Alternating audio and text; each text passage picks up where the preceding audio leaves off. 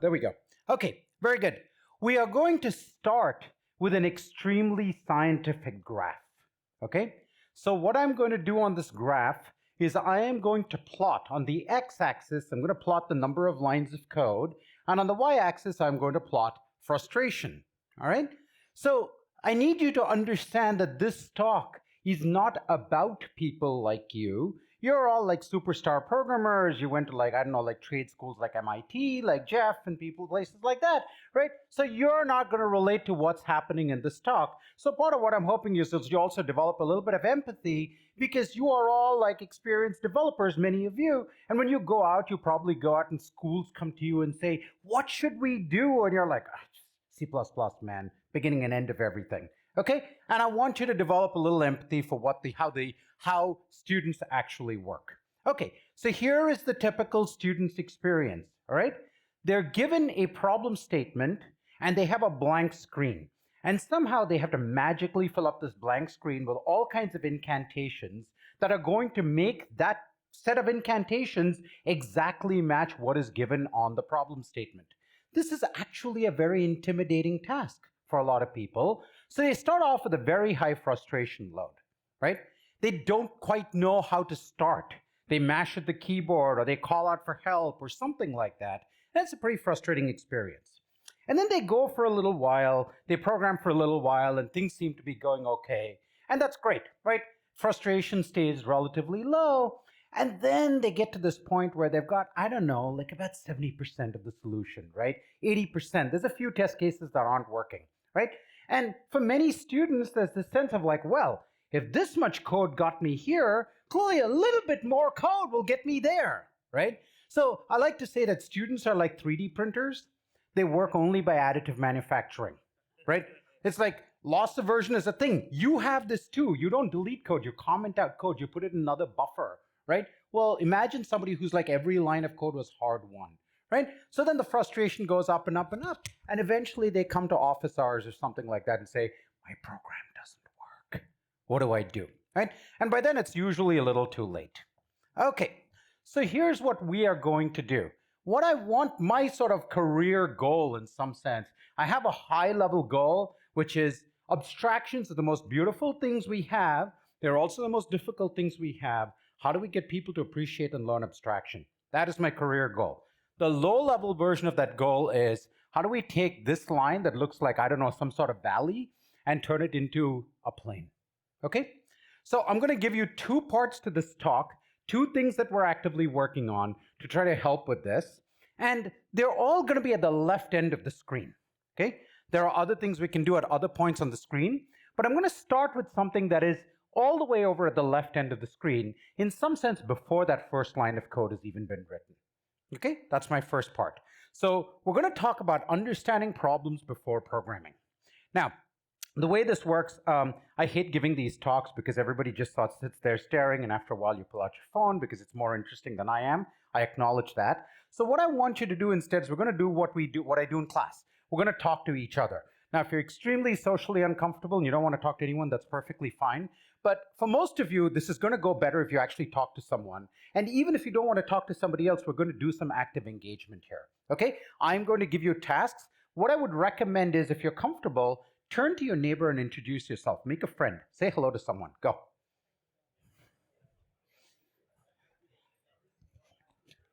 Okay, very good. So you've introduced yourself. Hopefully you'll remember their name. If not, ask them for their name again later.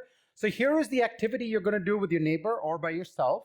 Okay? So the exercise is, I want you to implement a median function. Okay? All right? And given a list of numbers, compute its median. And here's what I want you to do. I want you to talk to your neighbors and come back and tell me what could possibly go wrong. Go. 1 minute. And we're back. Okay, somebody yell out, what could go wrong? Yell out, someone. Huh? Off by one. Great. Another thing that could go wrong. Even number of elements. Another thing that could go wrong. List empty. Another thing that could go wrong. Sorry? Unbounded list. Oh, clever. Yeah. Somebody said something here. Come on. It's okay. Out of memory? Okay. What else could go wrong? Empty list. Very good. What else could go wrong? One last one. Different data types. One last thing. Indexing. Okay, good. Now, I just want to point out, by the way, that almost all of your answers reflect the fact that you're programmers and not students. Okay? And so let's talk about some of the things that can go wrong. Okay? So things that can go wrong might be not accounting for the empty input, very good. Okay? Or not accounting for even length lists, like which median you're going to get, the left median, the right median, the average of the two medians. We could spend like a whole hour debating this, by the way. It's one of my favorite topics to like argue about, but really ideally done over your stiff kind of favorite drink, alcoholic or otherwise. Okay, but what about if the input is not sorted, right?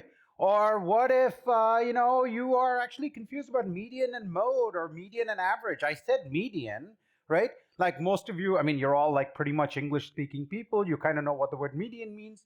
You may not, okay? So all kinds of things can go wrong. And most of the things here, actually all of the things on the screen have nothing to do with programming. They have to do with understanding the problem, okay? There's no like memory out of bounds. All those are valid concerns, but those are not the things that the student first needs to make sure they understand, okay? So what do we do, students? In fact, there's a lot of literature. I'm not going to talk to you about all the research here, but students often solve the wrong problem, right? You give them a median task and they'll come back and give you a perfect implementation of mean instead, right? And you might think like, oh, and there might be some like learning objective, right? You might have wanted them to do a linear time median, which is a fascinating challenge. And they're like, linear time average, I'm done in like 5 minutes, right? I'm smarter than, Tony Hoare, right? But so there's all sorts of things that go wrong when students solve the wrong problem. And of course, we give them like auto grading. First of all, it comes too late, right? They've already finished the assignment. They finished the task, right? There's a fear of change, like, oh my God, I have to change all my code. Maybe I can tweak it. 3D printing. There's the learning objective that was lost, all kinds of bad things, okay? We generally focus a lot about programs, and we don't think about understanding problems. They're very similar. It's a Hamming distance of only 3 letters, but it's a pretty profound distance. Okay, now, ready for your second task? Everyone awake now? Yes? Yes? Okay, I wanted to hear more yeses. Excellent. Okay, so the standard thing we do, teachers do, math teachers, everybody does this, right, is express the problem in your own words. Okay, why not just do that? That's how we check for understanding. The problem is students don't have better words, right? If you do this with a student, they'll basically read the problem statement back to you, but use some synonyms, right? Because they don't have better words than you, the expert, came up with.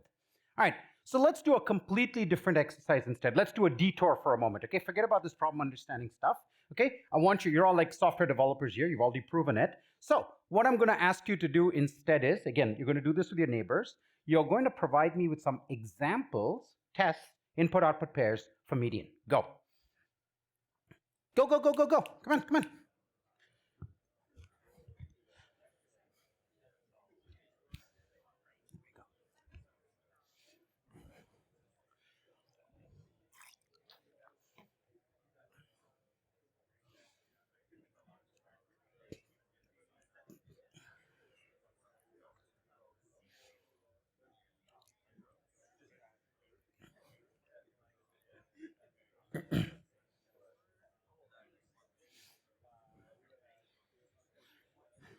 Okay, in 5, 4, 3, 2, 1. Come on, somebody yell out an example. Go. That's input output. What's the output?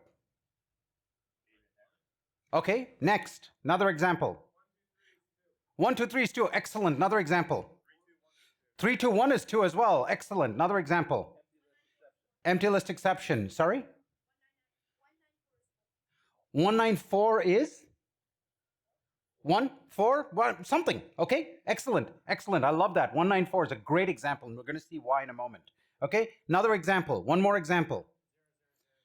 0, 0, 0, 0, and 0. Okay, all right. Okay, 0 is all the way. All right, good. Okay, that is also like the grade some of you are going to get. Okay, so, sorry. Now do I have your attention? Okay. So let me write a few examples. I'm actually going to pick up, in fact, at least one of these examples is going to be one that somebody here said, which is 1, 2, 3 is 2. Very good. Okay. 1, 2, 3, 4, 5 is 3. Okay. But then we get to an example like 1, 2, 3, 4. Right? What are the possible answers here? 2, 3, or 2.5 actually. Depends on which textbook you use. Okay? But, the young gentleman there had a really interesting example, which is morally equivalent to this one, which is what do you do here?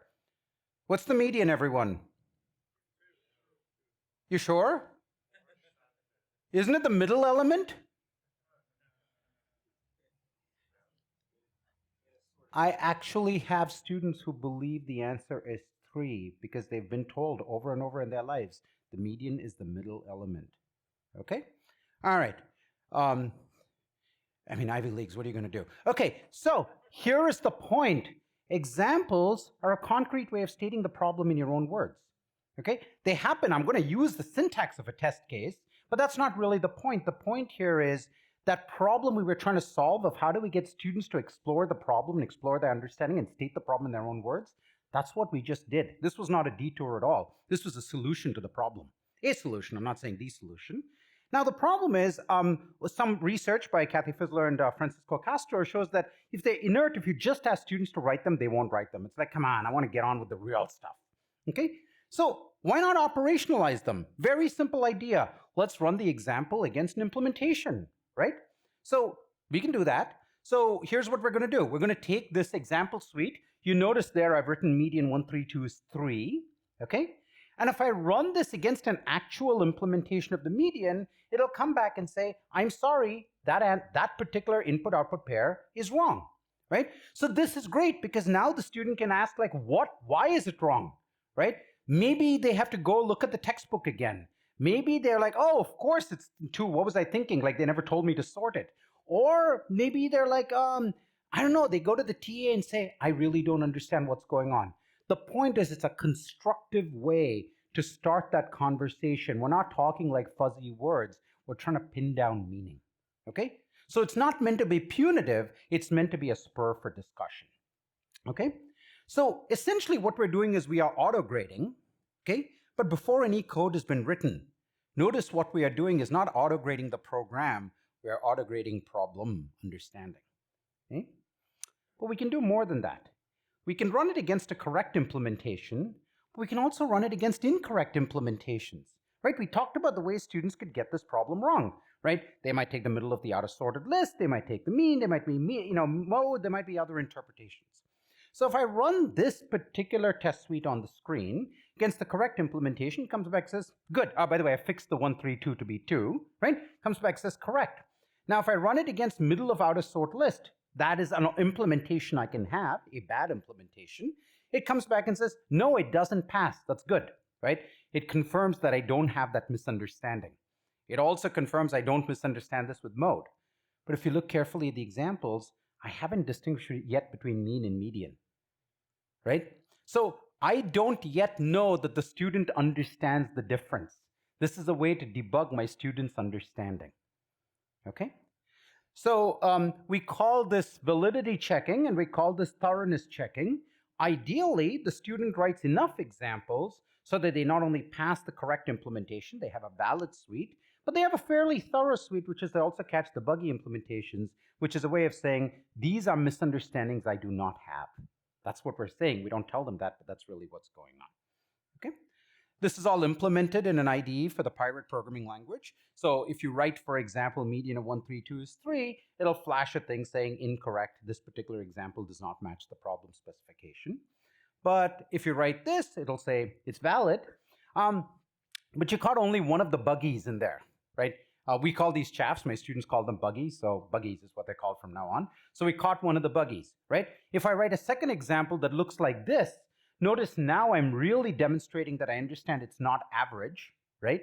Then, then it comes back and says you've caught 2 of the buggies and so on, right? So there's this incremental interactive process, and essentially I pitch it to my students as like a 24-hour TA for problem understanding, right?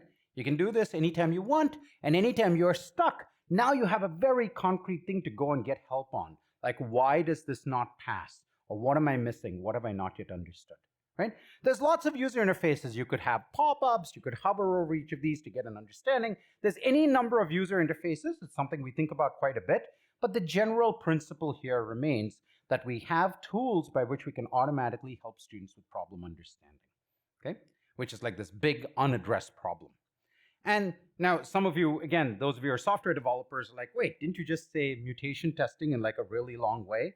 And yes, I did actually, except there's a very important difference. Okay? In mutation testing, your goal is to generate as many mutants as possible.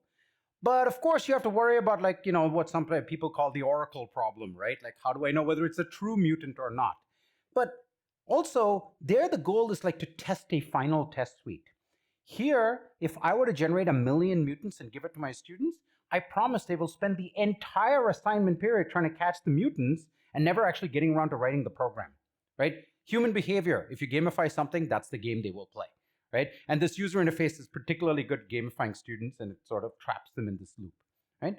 We are not evaluating their test suite. We're evaluating their understanding.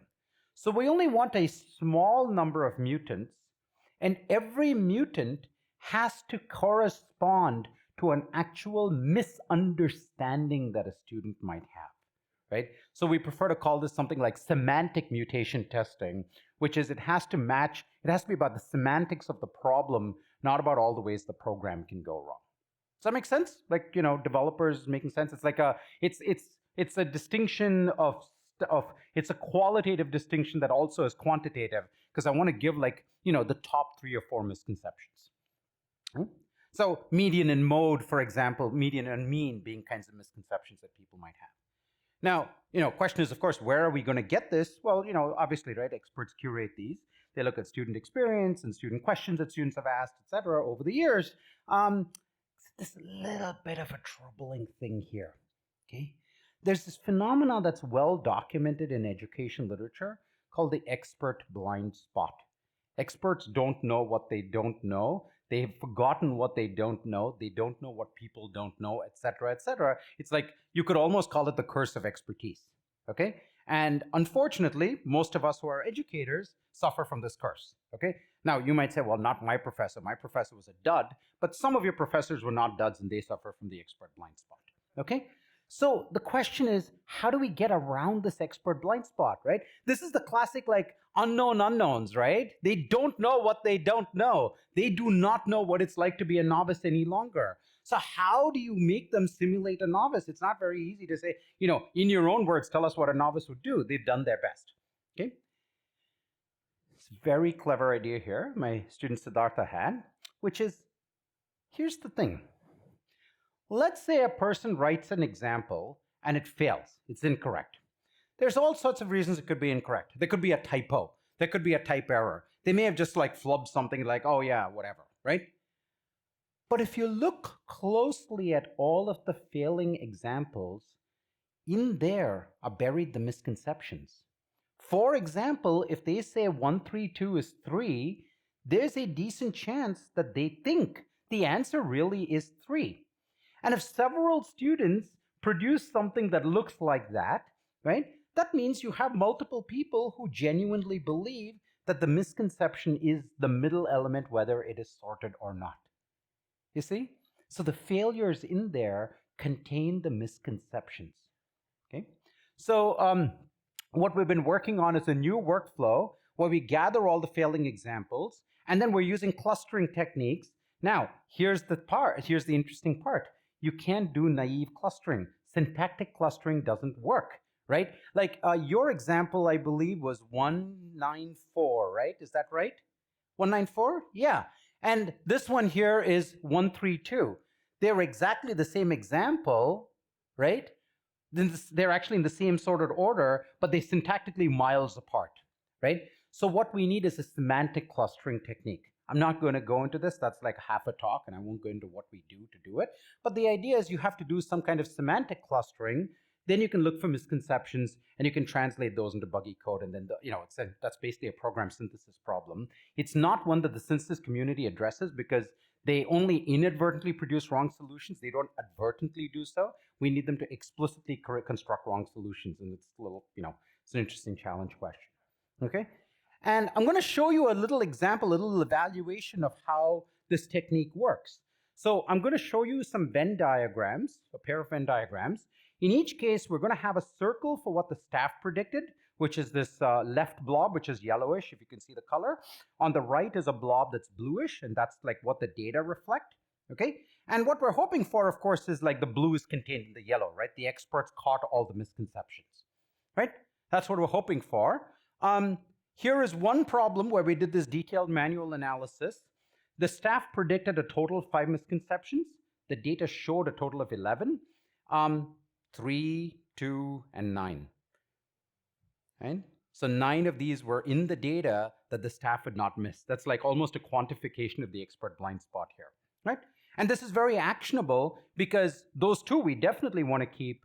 The 9 we might want to add some from there. And these 3 maybe we don't need to keep around, right? Maybe they're not as useful, right? And maybe we can drop them and replace them with something where the students actually do have that mistake.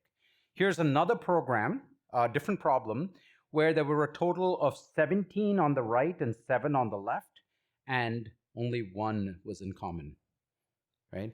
So again, expert blind spot quantified. Experts have a whole bunch of ideas of what students are getting wrong, and students are making a completely different set of mistakes. Okay?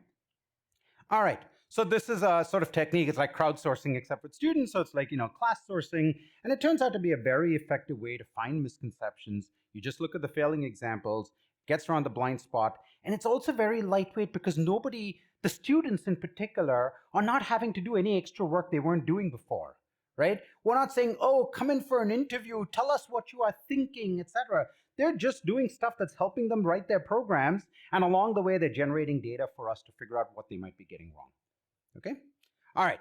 So that is the summary of the first technique, right? So students program before understanding the problem well. They don't have tools to help them with that. We would like lightweight ways to undo problem understanding so that the students are actually solving the problem we want them to solve and not some other problem. And there are lots of good reasons like recall issues, cognitive issues, why they might solve the wrong problem. Examples are a good way to operationalize this. We can use the semantic mutation testing technique, and even better, we can also mine their mistakes for insight that then helps like the next generation of students. Okay? That is the first part of the talk. Okay. Now I'm going to go on to the second part. So remember, again, I put up this graph and I said, we're going to start over there, right? Before any code has been written, let's make sure we understand the problem. Okay? The second part is, let's move that blob a little bit over to the right, okay? Which is, can we get students to do some kind of planning? All right? Now, for this part, I'm again going to give you a task. This time, you finally get to write some code. Okay? You can pick any programming language you want. You can do whatever you want. I really don't care. I'm going to put up a programming problem. A handful of you have probably seen this problem before. Rest of you can sort of figure it out. Okay? Here is the problem. I'm going to give you an input like an array, list, whatever data type you prefer. And what I want you to do is I want you to produce the average of that list. Okay? But I only want the non-negative numbers. In fact, I only want the non-negative numbers before an optional -999, like a sentinel value, okay? This is called the rainfall problem. The idea is this is meant to be like rainfall readings, so you want to figure out the average rainfall. The negative values are like there's a faulty sensor, and -999 means that's when we cut off the stream, okay? And you don't care about data. So in fact, in 2010, there's Mark Gosdale's a very well-known computing education researcher. Now this problem, this rainfall problem, is kind of notorious. It was first published in about 1984 by a guy named Elliot Soloway, and he was trying to use this to understand how students plan solutions. Okay, the problem was nobody could implement it correctly, so he never got around looking at planning. He's like, I don't know what's going on. Nobody can even implement it, never mind what kind of plan they use to implement it. Now, you gotta, he's at Yale, so what do you expect? But unfortunately, they tried at other universities, didn't work there either, right? In fact, it became notorious as the unsolvable problem of introductory computer science. Now, you're all sitting here saying, that is ludicrous. How can this not be a trivial problem, right? I mean, Ramsey's second test case would have caught the bug and he'd have flipped the lines of code and we'd be all set, okay? So how could this be hard? Which tells you something about your understanding of CS1, okay? Novices actually find this hard. So it's so bad that 20 years of replication found that nobody can solve this problem. Mark presented it as a challenge. He said, after 30 years, why hasn't somebody beaten this stupid problem? In fact, what if we would like to design a course around solving this problem, right? Like maybe just set that as a goal, right? He's got this little thing at the bottom. Maybe these teach scheme folks might be able to solve it, but who knows? We'll see. So let's talk for a moment about why this problem could possibly be hard for a novice. Okay? There's actually a lot of things going on in this problem, lots of moving pieces, right? There are basically about 6 different tasks, right? There's an act of truncating at the sentinel. You have to figure out what to do with the negatives. You got to sum it, you got to count it, compute the average, figure out what to do with the empty list, right? And all of these things are sources of bugs. And if you're a beginner, trying to do all of these together can be pretty overwhelming. Okay. So in 2014, Kathy Fizzler published a study where different places were using how to design programs. And what she found was actually students can do fine, right? And students who had a clear structure of their programs had far fewer errors. They made good use of built-in and higher order functions, Ramsey, okay? And they showed a much greater diversity of structures than in traditional imperative programming. Now, one of the things that's interesting about this is you can think about whether you want to do this. Roughly speaking, there are sort of 2 to 3 major structures that people use. One is your structure, which is a single loop. Another is a parallel of yours, which is to do 2 loops, same idea, but 2 loops. And the third is basically what we call a cleanse first solution, right? Basically look at the problem and say, this is essentially an average. How can we turn it into an average problem? Right? And if we truncate and then clean, now we turn it into an average. So let's cleanse the data and reduce it to a solved problem, essentially. Okay? So these are the 3 large-scale strategies. And she saw students using all of these strategies and basically succeeding at this problem, right? Mark actually said this beat rainfall, whatever that means. Okay? So we've been studying these kinds of questions since to try to figure out how students plan programs. And we've got like a whole family of problems that we've been trying to come up with that do this. But all of these studies have a certain weakness, which is what they do is they ask students to write the program and then try to figure out what plan the student used, right? But now that we can have students solve these problems, we can go back to Elliot Soloway's dream, which is actually focusing on the planning part, right? Like, ideally planning is something that happens before the solution, not after the solution. The urban planners here might say, haha, good luck with that. But, yes, at least in principle.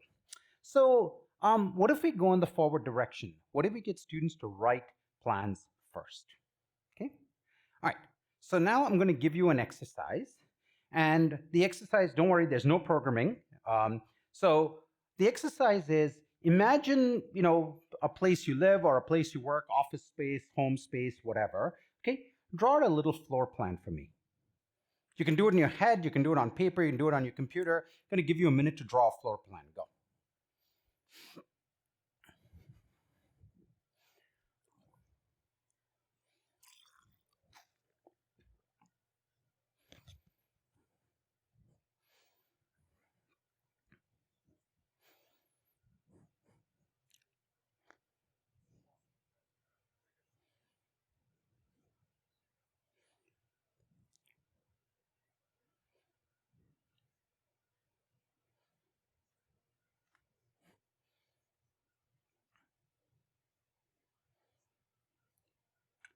Okay, so let me ask you this.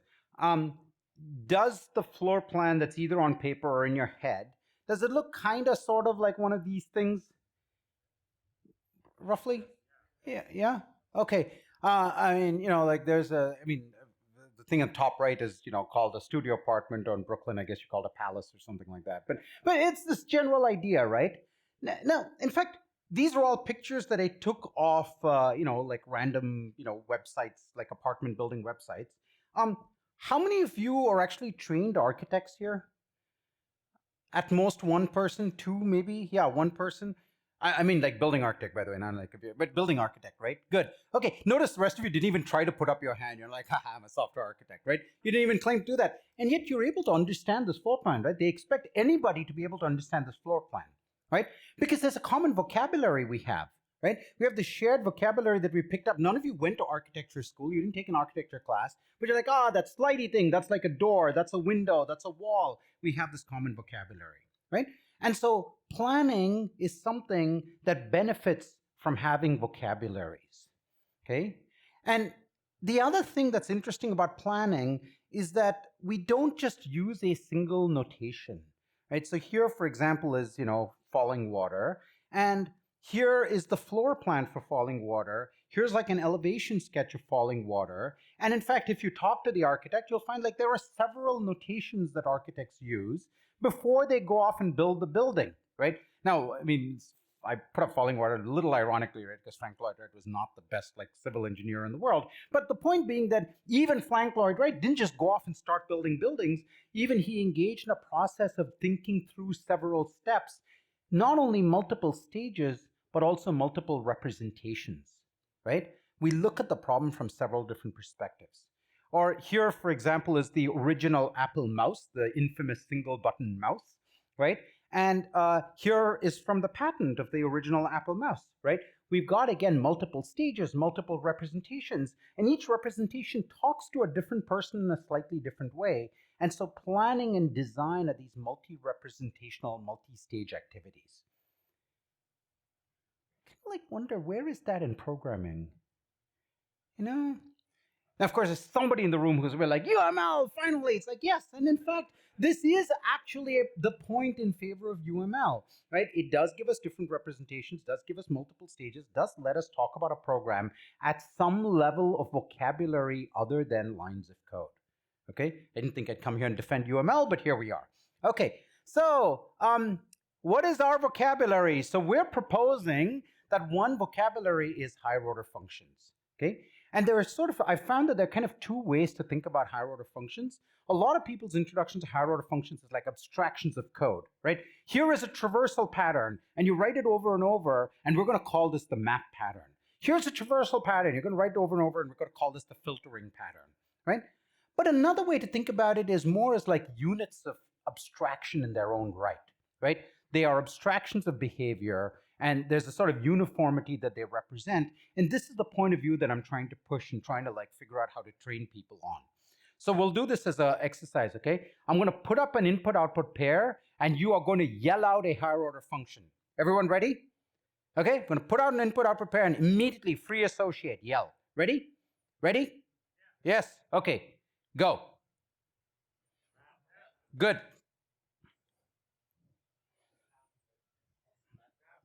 Looks mappish, right? Okay, there's sort of trivial map. Okay.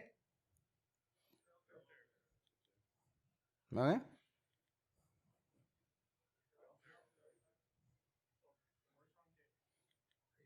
Good. See, you already know how to play this game. Okay, so as experienced programmers, you have this vocabulary in your head. You have this ability to recognize from one example. You're like one-shot learners here, right? One example, you're able to like even point out the ambiguity when there is an ambiguity, okay? So I want to get it so that every beginning student can do just as well as you do, all right?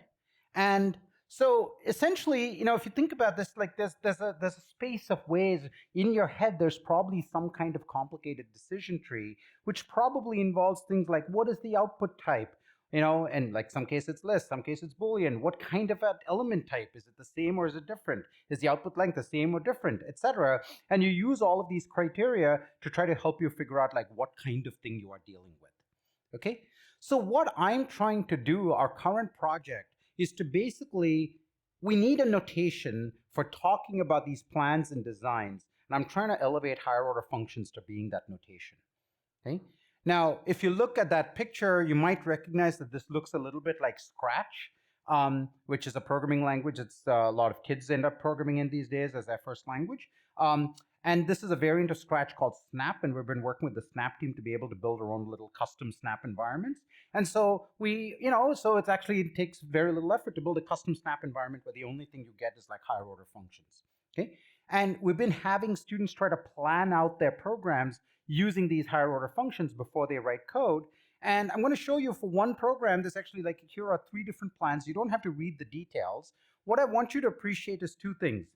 First is, one of the things I like about Snap is you can actually put text inside the boxes, right? That's kind of like not where code ends up being, but it's actually really useful for us because you can bottom out a text wherever you want, right? You can plan the outer structure of your program, right? Which is what Ramsey did, for example, right? He planned out the outer structure, and then there was some like textual details, like, and then at this point, what does it do? It like truncates at something, whatever, right? So you can write text, But also, these are three different solutions for the same problem. And you can see like the first one is a filter and just text, right? The second one's gone one level of resolution deeper, a filter with an and map. Third one's a filter of an and map with like different details inside of it, right? So we're finding this to be a reasonably flexible mechanism by which students can express their plans.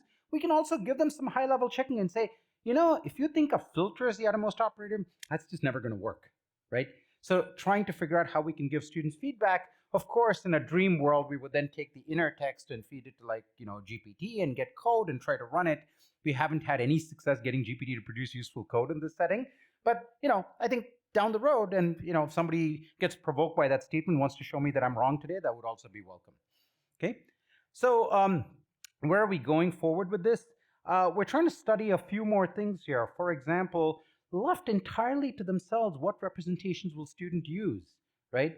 Like just if you just say free-form plan, what are they going to do on paper, computer, whatever? We've been trying out experiments where we give them textual notations and diagrammatic notations and see which one they prefer. What do you think would happen, text versus diagram? Diagram, right? Yeah. Overwhelmingly text. Overwhelmingly. It's like diagram's not working in the slightest, which is weird because I think most of you would probably draw a diagram, right?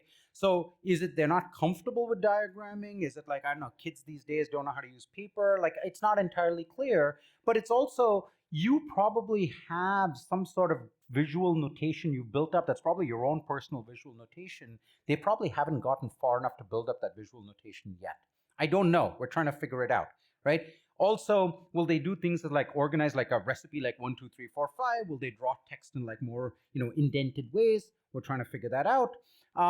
And in some sense also like what is the split between programming and planning, right? Because, you know, I've sort of presented like, well, you know, Frank Lloyd Wright did that, so obviously we must all plan before we build anything. But we know that that isn't quite how programming works, and we're trying to understand like what is that iterative loop? What is that mix of things? Okay. So there's lots of papers. I'm not going to expect you to read any of this. There's lots of papers. If you want to, you can go look at the titles later. And what I want to do is to have lots of time for discussion. So I'm going to end my talk now. As a reminder, we started off with this analysis of a problem.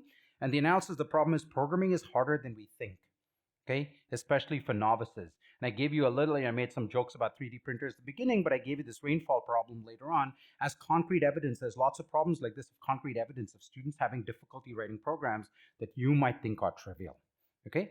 I then showed you one solution to this problem, which is try to make sure they first understand the problem so that they don't spend all their time frustrated. Another thing is to try to talk about planning tasks before they do programming tasks.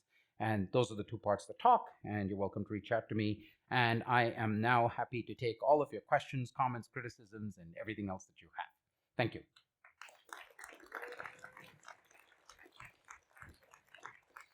Bring it on. So I really love this section about understanding problems before programming. It reminded me of some of your earlier work. I think you called it mystery languages. Yeah. Oh, yeah. And for people who don't know, the idea was that there was these languages that weren't described to students, and then they had to come up with like inputs that would show off the differences between these very subtly different interpreters. Oh, yeah. So that has me wondering, or suspecting, I guess, that you've applied the same technique to much more complicated domains than median.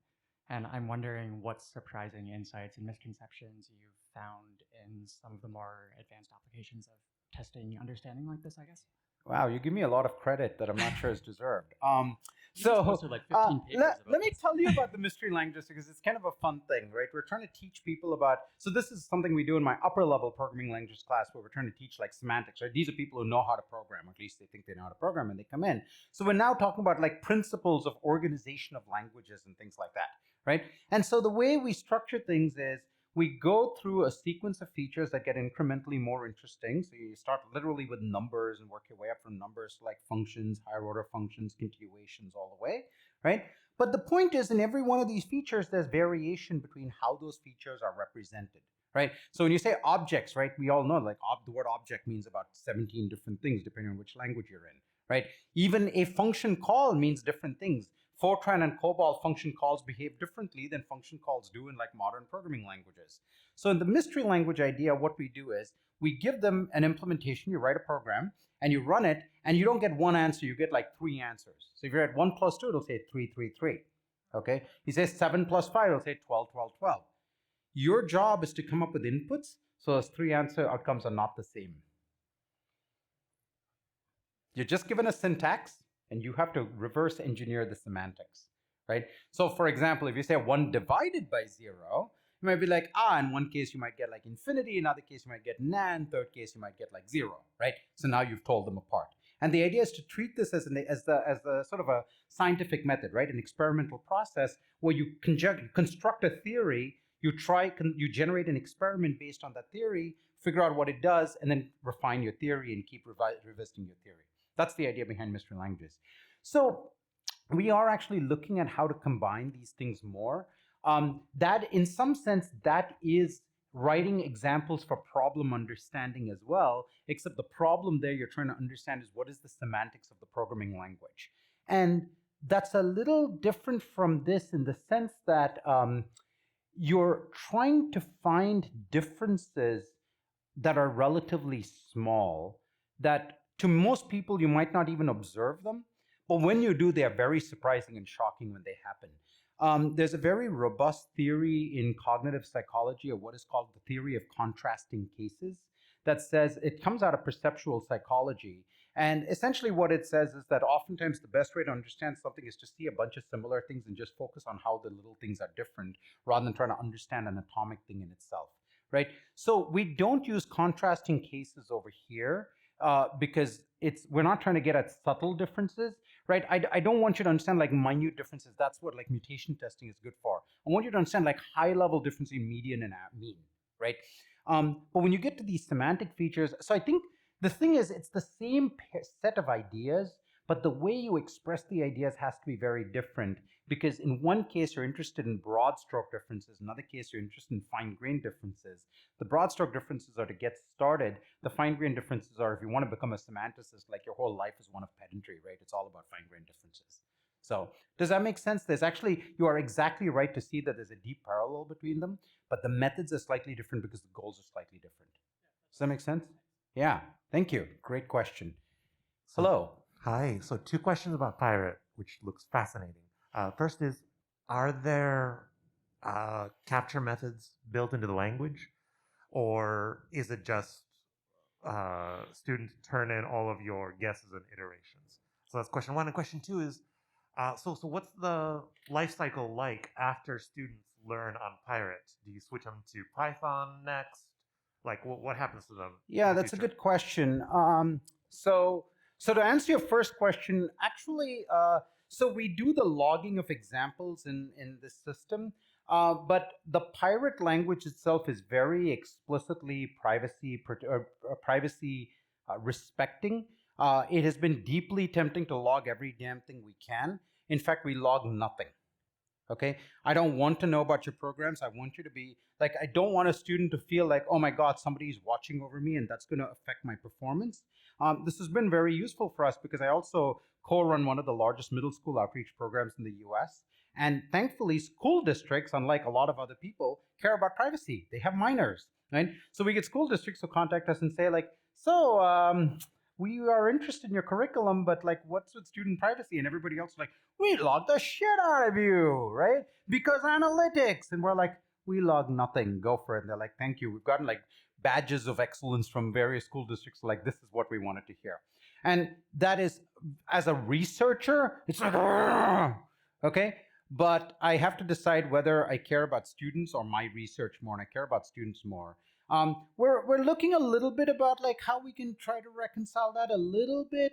Like, like maybe we can log some like statistically log events, things like that. There's a bit of a movement of this sort of thing. Like a good question is like, what should FOSS systems do, right? What should free and open source do? Logging is useful for finding problems, right? The trick is when the logging coincides with identity, right? But if you don't log with identity, you can't track longitudinally what a student is doing. It's super hard. It is much harder than my small brain is capable of dealing with. So and like all of the Pirate team, Ben Lerner, Joe Politz, and I all came out of doing like web security research. So we knew all the ways things can go wrong. So I like first do no harm, right? Yeah. So your question about the Python question is interesting. So we have a book called Data-Centric Introduction to Computing. And the whole point of the data-centric instruction, we start with a whole bunch of stuff this is all like in Pirate, but then when we get to programming in state, we actually do something interesting that most books don't do. We use the two languages in parallel, okay? And the reason is we want students to learn how to transfer ideas from one language to the other, and transfer is one of the most robustly difficult problems in all of education, not just computing education. So for example, when you look at state, you look at every one of these programs in both Python and Pirate, okay? And you see how to write these things both in Python and in Pirate. You get to see, like, each language in its own right. You understand a little bit about strengths and weaknesses.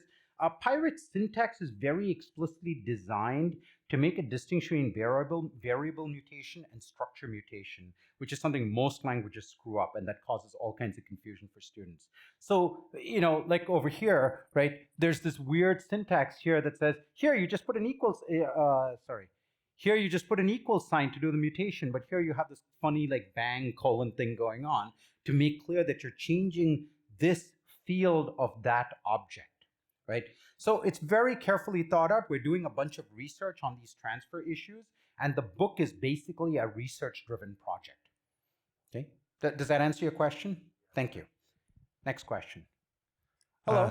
Hi. I'm curious. You showed us planning in the small for tiny functions, and of course, as students progress, they write larger and larger programs. And for us in the audience, some of us are writing huge programs and planning entire architectures or whatever. I'm curious, what parts of these ideas stay the same as you get to larger programs?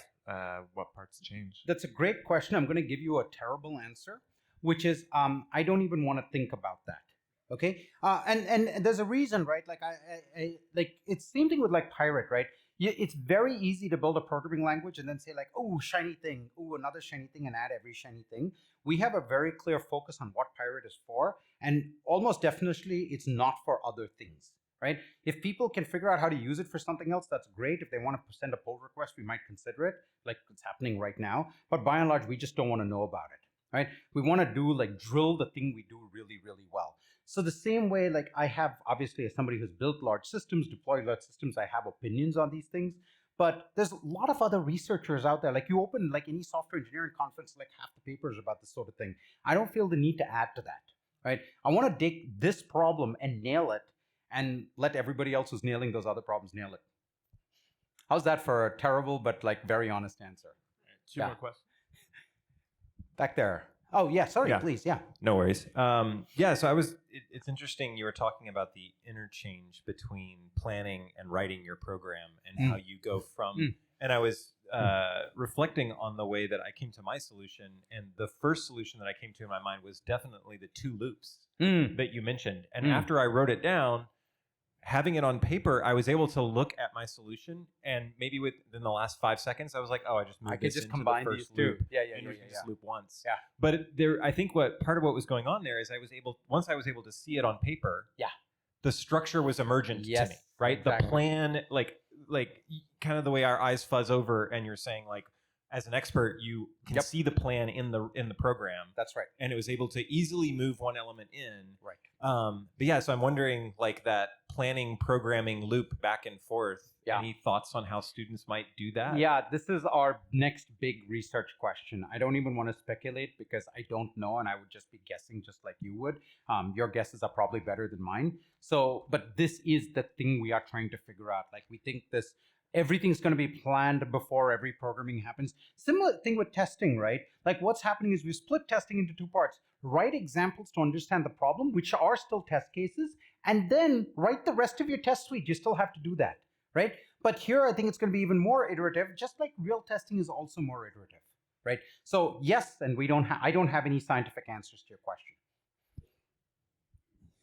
I guess I was curious about the like tactile representations of plans that you had mentioned earlier, and how students kind of come up with their own.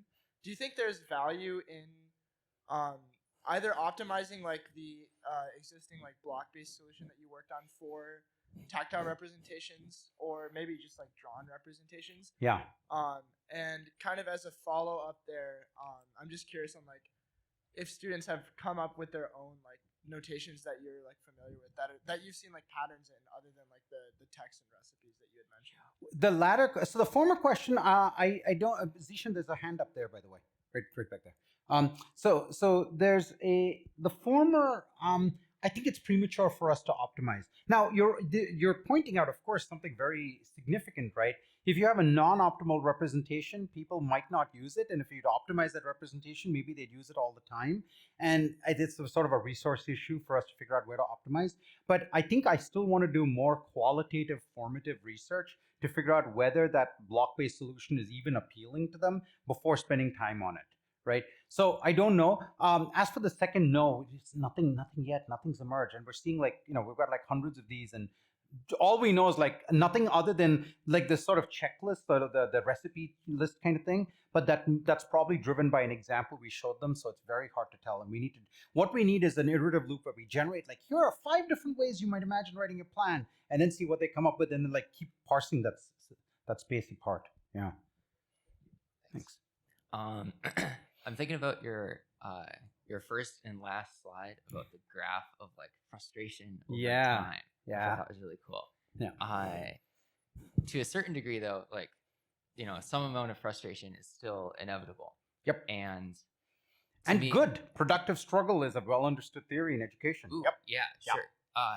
Okay. So to me personally, and anecdotally, like from my friends, it seems like one of the aspects of programming is the development of like an emotional skill around not reacting to problems with excess frustration or not letting it like restrict, or like cloud your judgments and like. Yep. So yeah, like, how much of that development of that emotional skill is within the scope of like a computer science education, and like what are ways so that you this can is help great. students on that path? It's a great question. It's absolutely critical, and I think we have a tendency to focus too much on like both technical and cognitive aspects and forget the whole sort of emotional aspects and social aspects. Okay, so you're completely right. Now the thing is, there's also some reasonably good research that shows that like students, so I'm going to draw a graph for you. Okay, this is self-efficacy across time. Okay, and students, and this particular study was looking at male versus identify as male versus identify as female students. Okay, lots of issues with that, but just take, some large scale. So here's the graph, okay? Everybody starts off down here. Basically, everyone ends up kind of up here, but the males go like this and the females go like this. And the females get to this point, they drop off. So what's left is the females who actually were willing to brave through it, okay? So the thing is, you notice that I didn't draw a flat line as my goal. My goal is still like bumps, right? What we have to do is to make those bumps not so overwhelming that the student stops. And then what we have is this huge survivor bias where like, yeah, I powered through it and it was okay, but we don't hear from the others, right? So I think what I'm hoping to end up with is like a collection of technical, cognitive, and social and emotional aspects so that we can achieve that kind of goal. So we have like productive struggle and not unproductive struggle. You're absolutely right. Last question. Okay. That was great. Good. Thank you, She's shutting Shriram. me off. Thank you. Bye. Thank you, Shriram. Thank you so much.